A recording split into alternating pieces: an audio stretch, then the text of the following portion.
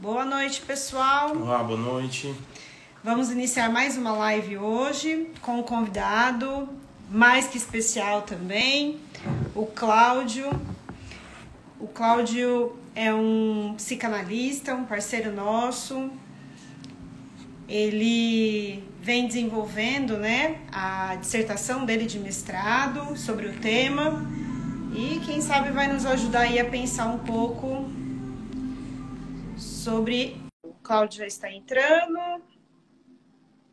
Vamos aguardá-lo. Olá! Olá, tudo bem? Bom? Tudo bem? Tudo bem. Cláudio, muitíssimo obrigada pela sua disponibilidade em conversar com a gente. Ficamos muito gratos. Deu uma travadinha. Vocês estão me ouvindo? Agora sim. Boa tarde, Carol. Boa tarde, Carlos. Vamos falar sobre o ódio, né? Sim! Vamos falar sobre esse tema que nos parece tão familiar, né? Tão cotidiano também, tão próximo a nós, mas ao mesmo tempo tão distante, né? Porque ninguém pode admitir que possui ódio, né? Sobre algo. É muito interessante isso que você falou, Carol. Teve um autor que eu li chamado Stitzman para fazer a dissertação, que ele falava assim que o ódio precisa mudar o gerente de marketing, né? Porque eu acho que a gente é muito atravessado pela moral judaica cristã, né? E que condena. Então, ele é proscrito do nosso interior, né? A gente falar que odeia diminui, né? Falar que sente ódio, a pessoa ela é considerada inferior, não evoluída afetivamente, né? Espiritualmente. Exato. E isso tem um efeito, né? Acho que esse mesmo autor falava de uma mutilação emocional, né? Quando você impede que o ódio seja vivido, né? Em alguns casos. Bom, É curioso até, né? Essa matriz é muito importante para o Ocidente, judaico-cristão, que tem uma recusa em relação a afeto, mas o Deus do Antigo Testamento é um Deus irado, né? Não tem nenhuma convenção em poder expor o ódio e a ira, né? Uhum. Não, e inclusive na própria mitologia, né? A mitologia tem a presença intensa do ódio, né? A própria religião traz as parábolas, né? Onde o ódio está presente. E é interessante porque o Freud vai falar, né? Que o fundamento do amar ao próximo como a ti mesmo, né? É uma formação reativa, né? Já que a gente está no campo da psicanálise, porque é quase, ele fala, né, a própria tendência do homem a dominar, escravizar, usar o outro como objeto sexual, né, implica, né, numa dimensão de ódio, de agressividade. Bom, Cláudio, eu acho que antes, então, estamos só aqui um aquecimento, né? Mas eu acho que você contribuir, trazer suas colocações aí sobre o tema, gostaria que você se apresentasse, né? Para quem não te conhece aqui no canal Clareira, fala um pouquinho, né, da trajetória do Cláudio, como que esse tema te convocou, né? Tá. Bom, eu sou psicólogo e depois da graduação, alguns anos depois eu fiz a formação em psicanálise no SEDES, né? E depois, depois de algum tempo, eu comecei esse projeto do mestrado na PUC, né?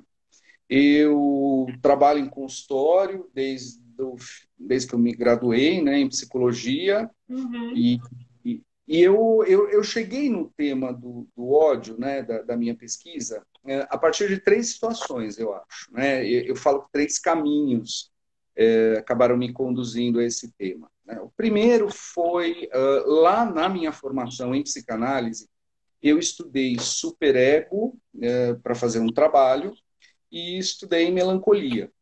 Né? E tanto no superego quanto na melancolia, a questão do ódio já está lá. Né? E também no contexto clínico, né? O ódio, né? Ele aparece na clínica, na história dos pacientes, e isso é uma questão, né? Como o amor, né? Como tantas outras que vão aparecendo nos nossos consultórios. Sim. E aí eu tive também o período pré-eleições de 2018, onde eu acho que a polarização política levou a uma, né, intensidade de ódio. Né? As pessoas estavam muito mobilizadas pelo ódio. Eu acho que tinha discursos, né, que favoreciam, né, quase como um palanque do candidato, né, incitando a livre manifestação do ódio. E eu justamente já estava ali na PUC, fazendo a matéria como ouvinte, e na virada para o segundo turno, eu comecei a escutar muito medo na clínica, muito ódio, né? Então as pessoas tinham medo, mas elas estavam com ódio, e eu fiquei pensando, né? Bom, o que é esse ódio? O que dá para fazer com isso? Vou pensar, né? Esse ódio na psicanálise e não só na clínica, mas também no contexto social, né? No contexto mais amplo. Pois bem, e de uma certa maneira, eu entendo que você traz um fenômeno cultural, né? Parece que intensificando esse ódio, mas esse ódio a gente sabe que é assim, da natureza humana, né? Assim, o par, amor e ódio, né? A gente sabe que independente do fenômeno cultural, é isso que eu quero dizer, né? Ele também é ser humano. Uhum. Eu acho, né, que também uma questão que acho que é interessante para a gente pensar é que muitos psicanalistas aí, fundadores de linhas de escolas, eles formularam conceitos a partir usando o ódio, né? O ódio é um conceito que está presente em Freud, Melanie Klein, a agressividade está presente em Lacan, em Winnicott, né? O Bion formula a ideia do vínculo, né? Ódio. Então é um tema também que perpassa, né? Escolas e autores na psicanálise. Sim. Agora, eu acho que a formulação do Lacan ela dá uma ideia interessante, né? Porque ele vai dizer que o ódio é uma das paixões, né? E tem uma dimensão narcísica, né? E aí ele articula com os registros. E ele fala que é na intersecção do real com o imaginário que fica o ódio excluindo o real, excluindo o simbólico. Né? E é muito interessante pensar nessa dimensão do imaginário, né? Porque o diferente perturba, né, a ilusão de completude e eu preciso eliminar ele. Né? Ele precisa ser eliminado porque justamente ele vai ali tirar a lógica da certeza, né, uma lógica toda imaginária. Isso é muito interessante pensar por aí, né, a intolerância com o outro. Então, pensando nas suas colocações, a gente poderia dizer que o ódio é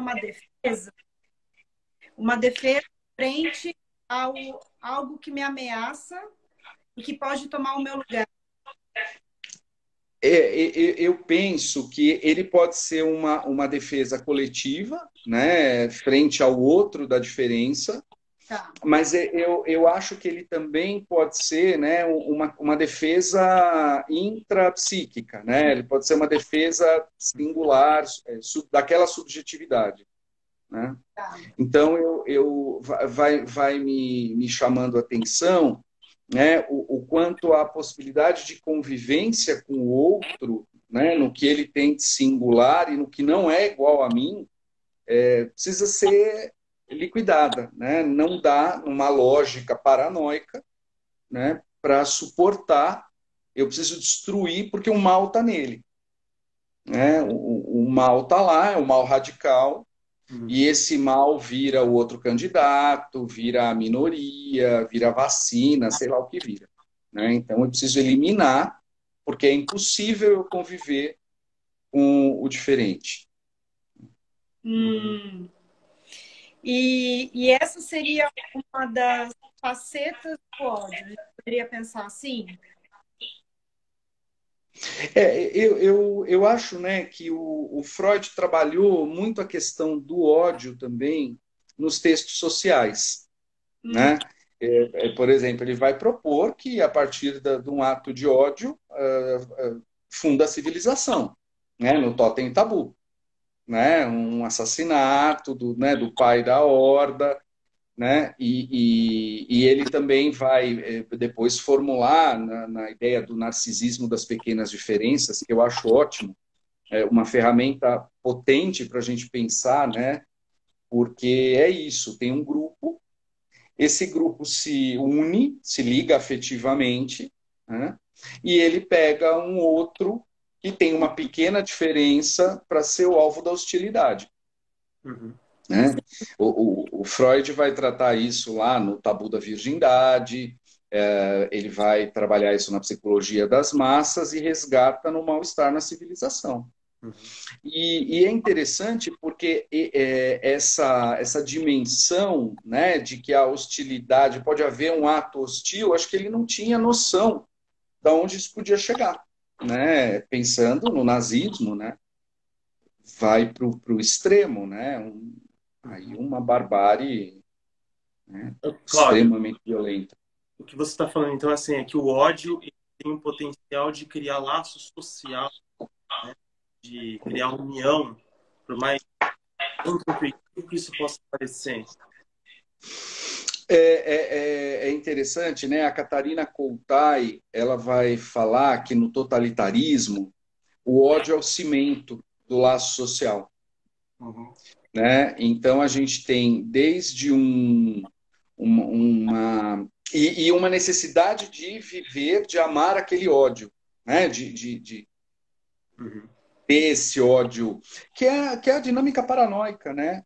Eu gosto da ideia da Pierre Lanier quando ela fala, né, que o paranoico é como se a lente né, dele ver o mundo é o ódio. Ele tem sempre um inimigo para ele odiar e esse inimigo é quem o odeia, né? Então, subjetiva por aí. Uhum. Quando eu te pergunto que uma das facetas do ódio, e eu acho que é uma linha que me faz muito sentido, tudo que você está colocando, né? Quando tem esse ódio enquanto defesa e a pessoa parece que vai ruminando, né, algo em relação ao outro. Mas eu fiquei pensando numa pergunta que foi feita na Clareza, uma seguidora, e ela perguntou se o ódio não seria de todo ruim, né? Justamente por conta do texto, né, que o Ricardo publicou. E aí eu fiquei pensando, quando você retorna a Totem e Tabu, enfim, eu fiquei pensando que o ódio, ele também é uma via que nos ajuda a nos separar de algo, né? Então, assim, a gente também se separa dos nossos pais, de um ex-namorado, de uma faculdade, né, de um professor, também pela via... O ódio nos ajuda. Uhum. Né? Então, eu estou pensando numa outra faceta, Cláudio, não sei o que você acha disso, mas não que seja positiva, mas ela seja transformadora. Um ódio que tem uma potência de transformação, entendeu? Não necessariamente destruição. Eu acho que há um ódio de autodestruição também, destruição do outro, mas eu fiquei pensando nesse ódio enquanto potência de transformação. Não sei o que você acha. Você compartilha ou não dessa ideia? Eu compartilho sim, Carol. Eu acho que, né, você captou essa dimensão. Vários autores falam, né, de um lado construtivo e um lado destrutivo do ódio. Né? Então, o lado construtivo seria esse. Né? Vamos pensar numa situação clínica que a gente vive. Sim. Um paciente que sofreu inúmeras violências e não pôde viver o ódio, né, ao agressor. Ele vai precisar viver esse ódio, senão ele não se liberta disso, né? Ele não se encontra com a história dele, né? E aí é importante, né? Ele é uma defesa, ele cria, né? A partir do ódio, né? Que tem o eu e o objeto, né? O ódio narcísico, né? Em relação ao objeto, né? Isso é constitutivo. Né? Então, a gente está falando, né, de processos de subjetivação, de extrema importância. Uhum. E teve um autor que eu achei interessante, ele falava que existem 3 posições frente ao ódio. As pessoas que não podem odiar, que não acessam o ódio, as pessoas que fixam, né, que se fixam intensamente ao ódio, que aí também é muito destrutivo, Sim. e as que usam o ódio e superam, e aí podem amar e odiar. Né? Isso é muito bonito, né? Isso é muito bonito. É um trabalho, né? Um trabalho psíquico muito sofisticado, eu diria, né? De se fazer, de se realizar. É quase um caminho à liberdade, assim, né? Uhum. Isso que você tocou é muito interessante, isso que você apontou, da parte desse autor, Cláudio. Esse ponto da fixação no ódio, eu fiquei pensando o quanto que essa paixão ela tem um movimento de se transformar em sentimentos inibitórios, destrutivos, como ressentimento, assim, né? Me parece que a irmã gêmea do ódio é o ressentimento, mas um passo está na inveja também, né? Fiquei até pensando nessa linha, assim, né? O Nietzsche, quando ele comenta isso, na Melanie Klein, né? Como que a gente pode usar isso de ferramenta na clínica? O que você acha? É difícil, né? Às vezes o sujeito parece entrar em contato com ressentimento. Parece. Você trouxe, né? Acho que 2 pontos importantes, eu acho, para a gente discutir aqui. Primeiro é a ideia, né, do Nietzsche. Eu lembro de uma das leituras que eu fiz, onde ele falava que o ódio ele acaba sendo entre pares. Né? Aquele que você considera inferior a você é a indiferença. Né? E quando você tem aí o que você considera superior, já vai pela via da humilhação e o ressentimento, enfim. Né? Porque eu acho que é uma dimensão muito narcísica, né? Quer dizer, você feriu o meu narcisismo, né? E agora eu vou ferir o seu. Então, aí é uma dimensão, né, onde vai a destrutividade para os 2 lados, né? Podendo chegar a um extremo. Né? E a Melanie Klein, acho que a Melanie Klein tem toda uma formulação, né, posterior, não foi uma formulação precoce sobre a inveja, né, que te impede de usufruir o bom. Né? O bom, ele me desperta a inveja e aí eu não posso aproveitar dele. Né? É justamente o que ele tem de bom que eu quero atacar. Né? E agora, lógico, quando a gente fala também em ódio, em inveja, as pessoas pensam muito pela via da consciência. Né? Então a gente está falando, né, de processos inconscientes, embora você possa ter um ódio consciente, né? A pessoa fala, estou com ódio, né? Sei lá de quem, de que contexto está me gerando muito ódio, né? Não, mas a expressão mais utilizada é eu estou morrendo de ódio. Ela é muito boa. Eu estou me acabando, né? Mas você sabe que tem uma ideia que eu sempre lembro, eu escutei essa ideia em casa. Eu tinha uma avó que falava isso. Ah, a pessoa que tem muito ódio, ela desenvolve um câncer. Não sei se É, vocês já escutaram isso, né? Quer dizer, o ódio gera um câncer, né? Isso é super kleiniano, né? Isso é muito kleiniano, né? É, o objeto mal, né? Ali dentro, me destruindo, que vai me matar, né? Então é muito interessante pensar nesses imaginários também, né? sim. Coletivos. E eu acho que isso vem junto à força, né? A ideia de sentir ódio enquanto um pecado, né? Eu acho que é do que você estava falando logo no início da live, né? Você é um pecador se você, Uhum. né, tiver um sentimento de ódio em relação a alguém. Mas você sabe, que, Carol, que me chama muito a atenção isso, porque se a gente pega esse contexto religioso, hoje a gente tem ódio de grupo religioso, né, contra quem não é daquela fé, quem não congrega aquela fé. Isso é muito, né, o narcisismo das pequenas diferenças, né? Quer dizer, cadê a tolerância que se espera da religião? Uhum. Né? O amor que a religião, né? Aí nesse ponto eu acho que Freud dá uma ferramenta, né, para a gente pensar, né, a intolerância dos próprios religiosos, né? Sim. Você me fez lembrar, o Meslan sempre cita essa passagem do Voltaire no dicionário filosófico. O Voltaire fala: é, é melhor que tenham muitas religiões, grosseiramente falando, né? Melhor que tenham muitas religiões, porque se houverem duas, uma vão se degolar umas às outras. Então, se houverem várias, nenhuma vai ter força o suficiente para acabar com a outra. E assim eles vão ter que entrar num princípio de tolerância, né? Eu acho que isso é uma fala muito interessante que o Mesa resgata do Voltaire, mas também o Freud das, né?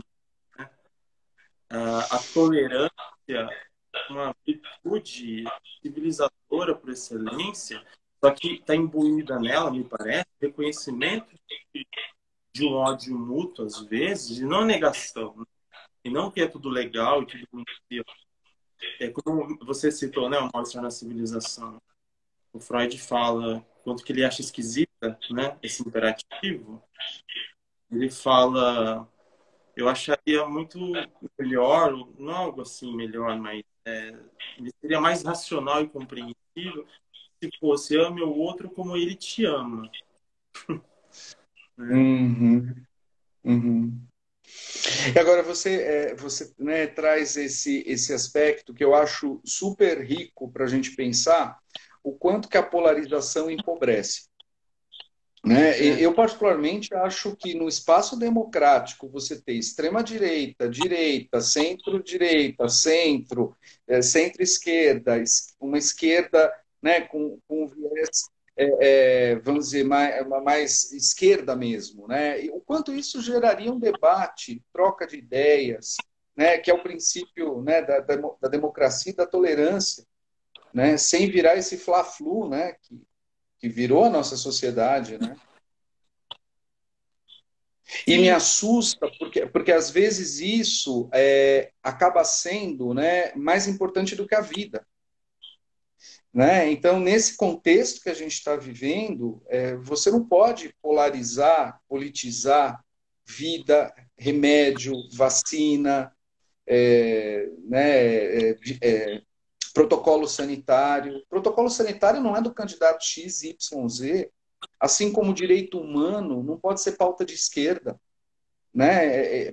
Na minha leitura, isso é muito mortífero, isso é muito agressivo, isso é muito violento. Né? Independente da posição ideológica, direito humano é um valor. Né? uhum. Sim. Eu fico. Eu não sei se dá para. Né, é uma análise muito selvagem, assim, Cláudio. Ou se você se permite pensar assim também. O que aconteceu, né? Assim, usando os conceitos analíticos, parece que a gente olha para a cultura. Talvez essa é uma sensação que todos sempre tiveram, olhar sempre para o seu estado atual e pensar a decadência, pensar a doença, a cura. Mas, de fato, parece que impera uma espécie de pressão que não há complexidade, né, no debate. É uma dimensão muito esquizoide o tempo todo, no âmbito social. Eu não sei o quanto disso também ficou tampado no tempo e agora aparece, tá evidente, né? Enfim, são perguntas, assim, né? Eu estou colocando essas perguntas porque eu acho que é interessante como elas operam dentro desse regime de ódio, né? O Safato tem um livro interessante, né? Circuito dos Afetos, né? Ele faz toda uma digressão para pensar, assim, para pensar o estado político, social. A gente tem que parar de pensar tudo racionalmente, operar sobre categorias também conceituais que trazem a ideia do afeto, certos circuitos afetivos que são colocados em marcha. Uhum. Eu estava pensando, a hora que você falou, primeiro eu queria até compartilhar com vocês, quando eu comecei a fazer o projeto, e eu falava para as pessoas que eu ia pesquisar sobre o ódio, a fisionomia das pessoas, os comentários eram muito interessantes, assim, né? O pessoal adorava a ideia, nossa, era muita manifestação de incentivo, assim, né? Eu até me perguntava, se fosse outro tema, será que eu teria tanto incentivo assim, né? E, e todo mundo, eu quero ler alguma coisa, depois você me fala, né? Tinha muito isso. Agora, é interessante porque teve duas revistas, uma de 2017, se eu não estou enganado, e uma de 2019, de sociedades de psicanálise inteiras sobre o ódio, né? Então, teve revista com muitos artigos, ali também ideias, né, muito diversas, né, uma análise do ódio sobre vários aspectos. E teve um livro também que saiu, que a Miriam Debier organizou, que falava do ódio, né? É um livro onde tem um texto da Catarina Coltai, que ela fala do ethos do rancor, que eu acho que dá para pensar essa questão que o Carlos trouxe, né? Ela vai falar que os sonhos de emancipação do passado, né, morreram e se criou um descrédito pela política, né, vide as manifestações, né, onde pede-se extinção de poderes, de espaço democrático, né? E esse ethos do rancor, ela pensa, né, numa melancolização social que é muito interessante, né? Porque se a gente pensa na melancolia, tem um ódio na melancolia, Sim. que é o paradigma, né, da melancolia é o ódio, né? Então, nesse sentido, um ódio social, né, onde eu vou e muito destrutivo, né, de muito ataque, né? Sim. Posso? Você ia falar? Porque já, só para falar, você me fez lembrar do livro Christopher Bollas, O Sentido e Melancolia. Ele faz uma análise, assim, histórica. É interessante, que eu acho que vai dentro do que o Thay está colocando no que você falou, que ele destaca o quanto que assim, o século XIX foi uma espécie de época maníaca e a gente entrou num período de melancolia, né? Também vai fazendo toda uma análise histórica do sofrimento, usando as categorias psicanalíticas, para pensar um pouco isso também. É muito interessante esse livro. Cláudio, Anotei até a referência, Carlos. Olha, nós temos dois comentários aqui. A Sandra, ela escreveu: penso em uma mulher que engravida através de um estupro e não pode odiar seu bebê devido à construção cultural de ser mãe. Nossa cultura, a maternagem é inato na mulher.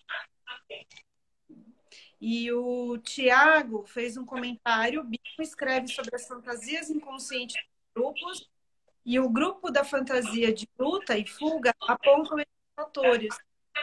O ódio é projetado em inimigo. É projetado no inimigo? Em um inimigo. No inimigo. É interessante essa pergunta, essa colocação que a Sandra trouxe, porque Isso.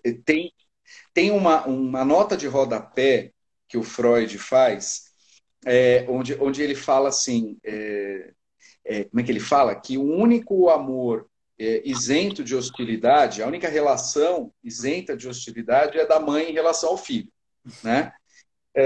Bom, a gente não vai fazer uma patografia, mas talvez a própria história do Freud já justifique, né, essa afirmação dele.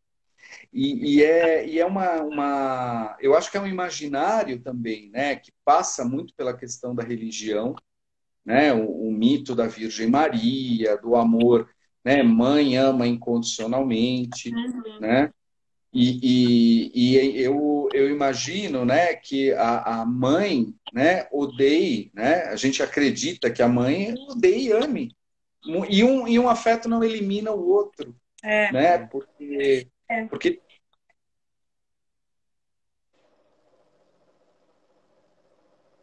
Oi? Oi, Carol. Eu, Oi? eu, eu... Eu ia dizer, eu escuto sempre pessoas entendendo que ou ama ou odeia, né? E não é ou, é amor e ódio, né? Eles são pares, né? Um sentimento se apoia no outro para existirem, né? Só que tem uma coisa que me chama a atenção, e pensando um pouquinho na teoria da ação, não vou entrar em detalhes, se tem amor e ódio, tem desejo, né? Se tem amor e ódio, tem gasto de energia, de um jeito ou de outro, diferente da indiferença. Uhum. É interessante isso, né? Porque você está trazendo, Carol, porque o Freud vai pensar, primeiramente, que o amor era primário, né? E depois ele inverte isso. Primeiro vem o ódio, né? E que surge a partir de uma indiferença, né? Então, assim, se a gente até pensar num contexto da clínica, se existe, né, uma pessoa que está vivendo um ódio em relação a um objeto, ela está fazendo um vínculo, ela tem um vínculo com aquele objeto. O indiferente não, né? E eu acho, né, que quando a gente pensa na ambivalência, né, eu acho que algumas pessoas se permitem mais, independente de estar num consultório, num divã, se permitem mais dizer, eu tô com ódio né, do fulano, da fulana, né? Ou, por exemplo, ficar reprimindo, né, esse afeto, que aquela ideia da mutilação do espectro emocional é muito interessante, né? Sim. Então, acho que, de uma certa maneira, né, a gente volta para a questão da possibilidade desse ódio ser expresso e ser transformado em algo, mesmo que seja desligamento, né? A gente vê isso muito na clínica. Uma pessoa, ela precisa se desvincular de alguém, ela começa a listar todos os negativos, né? De alguém ou de algo, né? Você vê que os alunos, quando eles vão se formar, né? Quando eles estão prestes a terminar um mestrado, um doutorado ou uma graduação. Porque eu tô cansada, porque eu não aguento mais, porque professor isso. Então, assim, aí já reclama até do banco da instituição, né? Porque esse banco, porque esse salgado, né? Então, você vê que é necessário, né? Esse sentimento para que isso seja desligar de algo e se ligar a outra coisa. Então, acho que tem esse ponto e, ao mesmo tempo, eu acho que a colocação que você fez tem um limite, né? Quando passa desse limite, o ódio já vira uma destruição, uma ruminação, né? Algo difícil de gerir. Mas tem uma coisa que me fica, Cláudio. Você acha que o ódio ele é inevitável? Acho. Eu acredito que sim, por conta da nossa própria Constituição, né? Eu tô fazendo uma leitura, né, a partir da psicanálise, né, pelo próprio trabalho de constituição subjetiva, né? O Freud vai desenvolver, né, em 1915 a ideia, né, a constituição do eu, do objeto, pensando nas pulsões, né, é constitutivo, né? Até a própria ideia, Carol, do Édipo, aquela ideia, né? Ama um genitor, odeia o outro. Não, Uhum, o Édipo, né? O Freud depois reformula isso, ele envolve amor e ódio em relação a ambos os genitores. uhum, E o que um Édipo traz, né, em termos de desenvolvimento, né, o que a gente ganha ao passar pelo complexo de Édipo, né?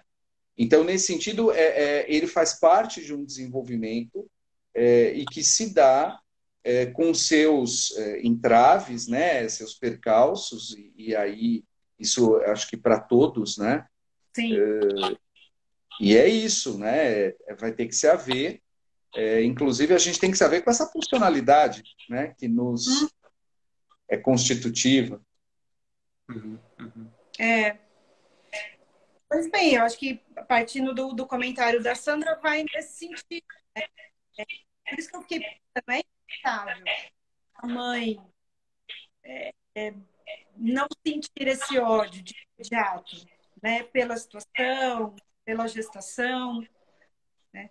E uma coisa que eu lembrei também, eu já ouvi acho, a Maria Homem falando, né? Que o ódio ele é difícil de ser disfarçado, né? O amor a gente até disfarça, a gente finge, não, né? Fazemos, enfim, uma teatralidade. E dizer, não, não amo.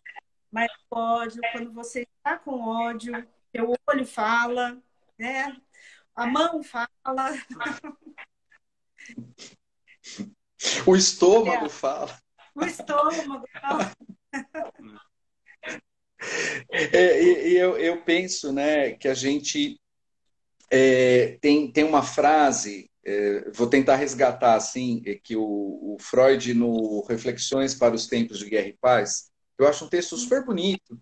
Ele fala assim, né? Se queres atingir a paz, o ditado é esse, né? Se queres atingir a paz, prepara-te para a guerra. Esse é o ditado. Que o Freud, acho que ele inverte, né? Ele cria lá um, uma redação própria, né? Se você quer suportar a vida, prepara-te para a morte, né? Uhum. Que é também profundo isso, né? Muito bonito. E eu hoje até colocaria aí, né? Se você quer amar, reconhece o teu ódio. Boa. Uhum. É muito interessante, né? Acho que ainda voltando para a questão que a Sandra colocou, é, o sujeito não tem algum anteparo, me parece, também que libere ele para poder sustentar a ambivalência dos afetos, né? Que ele tem paixões, fica muito restrito, né? Fica comprimido, Uhum. fica sem liberdade. E parece que é libertador mesmo. Essas frases que você elenca e transforma elas, Cláudio, elas trazem cada vez mais, parece que eu vou pensando assim, num campo de liberdade, né? O Bion é um autor muito interessante, né, para pensar. É, o Thiago citou, né? Se o Thiago citou, a última live a gente falou bastante dele com o professor José e o quanto que ele destaca, né, o aparelho psíquico, de certa forma, ele usufrui do prazer de forma assim, no estalar de dedos, é muito rápido. Só que os estados de desprazer e tensão, se você não tem continência para sustentar isso, né? Parece que é muito mais assim, tem que praticar de alguma maneira, assim, cuidar de si para poder suportar o ódio, o ressentimento, o desprazer, porque isso vai dar mais liberdade para a gente usufruir as outras qualidades que são talvez mais poderosas da vida, né? O Uhum. Freud fala algo disso em nós, na civilização, né? A gente só parece que só usufrui as coisas do contrário. Uhum. Eu estava pensando, né, agora que você falou no mal-estar, eu estava lembrando daquela a ideia do Freud, que as crianças que não puderam exercer a sua agressividade, elas tinham superegos mais rígidos, né? Quer dizer, parece que aí vai também na contramão, né? A maior contenção da agressividade vai aumentar o sentimento de culpa, vai aumentar a necessidade de punição, né? Então, nesse ponto, e a criança mostra o ódio, né? Basta olhar para as crianças, né? Elas têm os acessos, né, de fúria, e elas falam para os pais, para os adultos: eu te odeio, eu quero que você morra. É verdade. Então, nesse sentido, né, poder exercitar também, né, essa dimensão do espectro, eu acho que é uma vivência importante. E, Carlos, eu concordo com você que a gente vive um momento que eu considero crítico, que é essa tentativa de simplificação o tempo todo. Né? Isso me incomoda muito, né? Essas afirmações totais, curtas e simplistas, né? Que não levam em conta a nossa complexidade, né? A complexidade do mundo, da sociedade. Eu acho isso muito ruim. Uhum, uhum. Pois bem, temos um comentário interessante com a que a gente estava pensando na colocação que você fez quando você citou Freud. E, Cláudio, nós vamos entrar aqui nos últimos 10 minutos aqui da live, então não sei se você tinha organizado algumas coisas para falar.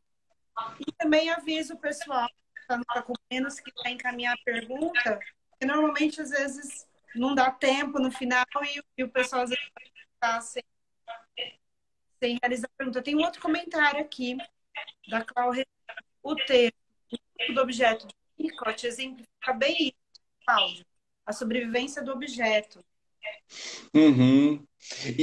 Assim, quando a gente pensa no Winnicott, né, tem toda uma questão onde ele vai se contrapor a Melanie Klein, né, pegando um pouco a ideia kleiniana, de que um progresso, né, não vou usar uma terminologia muito psicanalítica, até porque eu não sei as pessoas que estão, né, assistindo aqui, mas uma integração, né, do objeto bom e do objeto mal como um objeto total é uma aquisição no desenvolvimento, uma aquisição importante, inclusive, né, e que está constantemente ameaçada, porque em qualquer momento da vida a gente pode ver só o objeto como bom, como mal, né?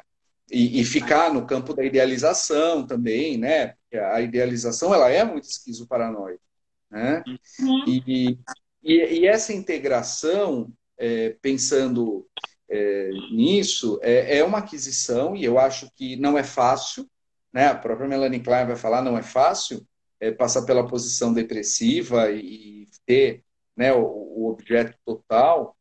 E o que eu acho que vai, né, justamente dar para o Winnicott um outro caminho, né, e uma outra, até uma polêmica com Melanie Klein, uma ruptura, é porque ele não considera a pulsão de morte, né? Sim. Então ele vai fazer uma outra leitura, né? E isso tem toda aí uma polêmica, né? Dentro da psicanálise, debates e mais debates, textos e mais textos, que para a gente que gosta Muito ódio. é um outro universo, né?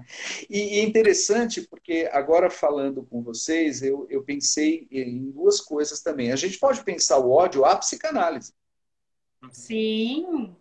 né? O quanto a psicanálise, Raul Dinesco fala isso, né? Os ataques que a psicanálise sofreu e sofre, né? Até hoje, livros, né? De pessoas que querem aí destruir, né? A obra freudiana enfim. E também eu acho que dentro do próprio movimento, né, gente? Quando a gente pega a história do próprio movimento, eram brigas e mais brigas, né? E rupturas enfim, e o Freud também ia fazendo, né, dessas rupturas aí estímulos teóricos também, né? A gente sabe. É interessante, tem alguma carta dele que ele eu não sei se é a carta agora, mas ele traz algo assim, eu consigo viver sem um inimigo. O Freud fala, né? É muito interessante.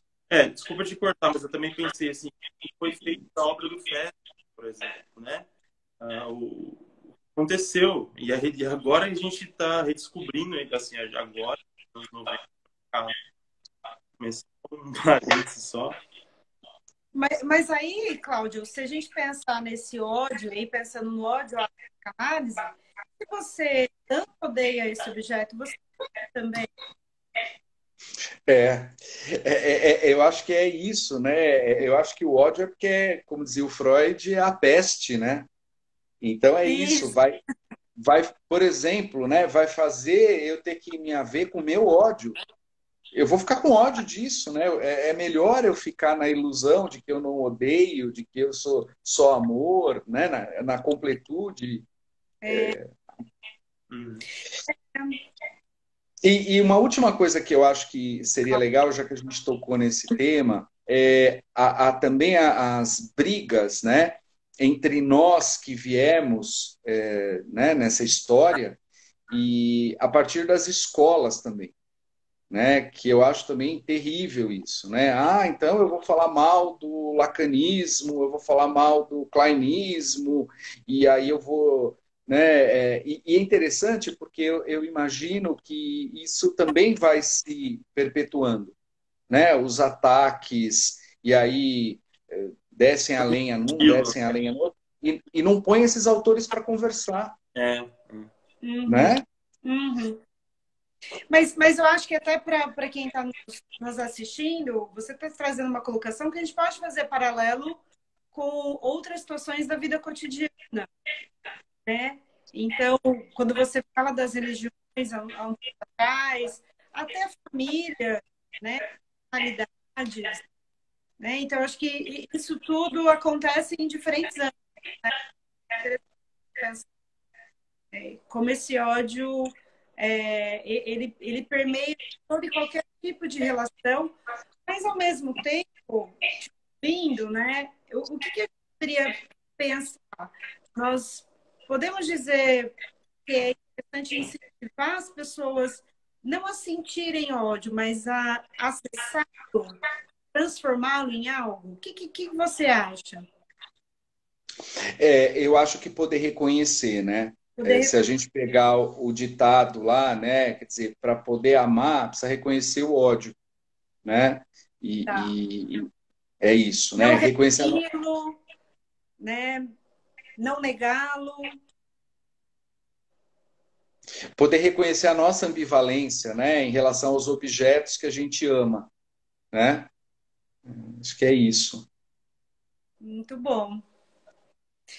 Bom, mais algum comentário? Claro, para finalizar. Acho que não veio um comentário aqui. Alguma pergunta, gente?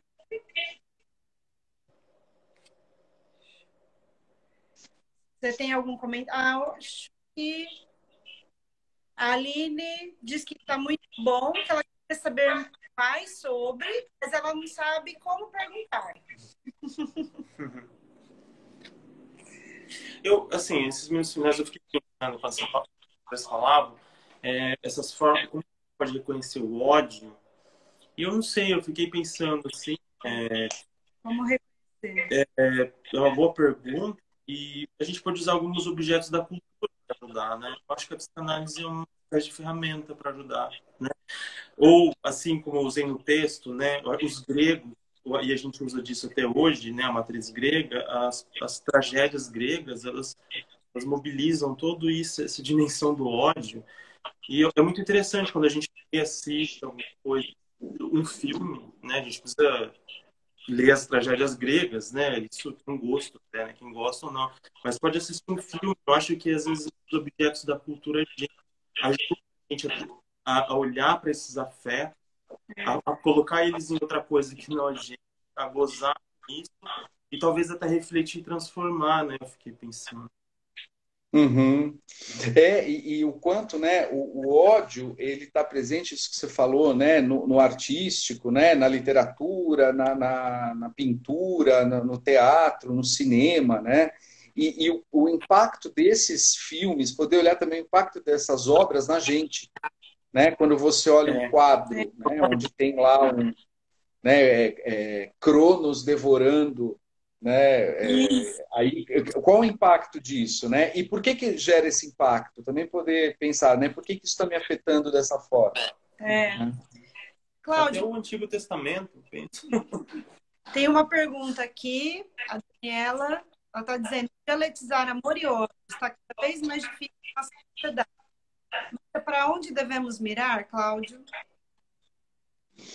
Eu acho que esse passa pelo reconhecimento, né, da alteridade, do outro diferente, né? Porque justamente, né, eu jogar no outro para me liberar, para eu ficar livre, né? É muito precário isso, né? Então poder entender por que que aquilo está me incomodando tanto. Acho que esse é a contribuição de uma análise, né? Por que que isso me incomoda? Por que que isso está mexendo tanto comigo? Por que que eu estou com tanto ódio? Né? E poder reconhecer, até para poder pensar, porque se você não reconhece, você não pensa. Uhum. E a gente fala da alteridade do outro, né? Mas esse outro que é em mim, né? Enquanto que o outro lá fora, ele é uma espécie de suporte para algo que às vezes eu não quero reconhecer em mim. Uhum, uhum. Maravilha. Muito bom. Acho que é isso, Cláudio. Talvez eu e o Carlos, a gente sempre fala, nós não esgotamos um tema aqui, né, nesse bate-papo, mas antes de acabar, eu vou ter que te perguntar, né, como é que está o seu mestrado? Terminou? Defendeu? Ainda não. Eu Dá tenho mais. pode, isso? Eu tenho mais, acho que até o meio do ano que vem, espero, né, ter terminado. Tá. Eu acho que trabalhar esse ano, né, enfim, com tantas variáveis aí, com tantos, né, estados emocionais, né, que tudo isso está mobilizando na gente, né. Então, em alguns momentos foi mais fácil, em outros momentos foi mais difícil, né. E Mas você já é um homem qualificado, né? já, já. O Metan fala isso. Ah, você já é um homem qualificado, uma mulher qualificada, né? Já fez a banca de qualificação. Então tá, muito bom. Reta final, Legal. então, desse tema aí, dessa escrita, dessa pesquisa. Ficando, sonhando, né, com o bebê nascido, né? Muito bom. Então, Legal. que você continue aí, né, as voltas desse tema. Muito obrigada por ter sido tão generoso compartilhar com a gente as suas ideias que já estavam, né, fazendo parte da sua pesquisa, né? Já veio falar com a gente antes de terminá-la, né? Já compartilhou toda a sua percepção. Muito obrigada mesmo, Cláudio. Obrigado. A clareira está aberta, fica à disposição, tá? Caso surjam aí novas oportunidades, eu e o Carlos estamos aqui. Sim. Legal, gente. Também achei ótimo. E eu acho que a gente pode pensar, né, como um ganho da pandemia, né, desse contexto, essa possibilidade, né? Eu tenho assistido coisas muito legais, tenho, né, visto colegas, né? Eu acho que é de uma riqueza, é muito vital, né? É muita vitalidade, né? Sim, Legal. sim. Até Obrigado. uma próxima. Até, Cláudio. Agradecer também a todo mundo que nos acompanhou.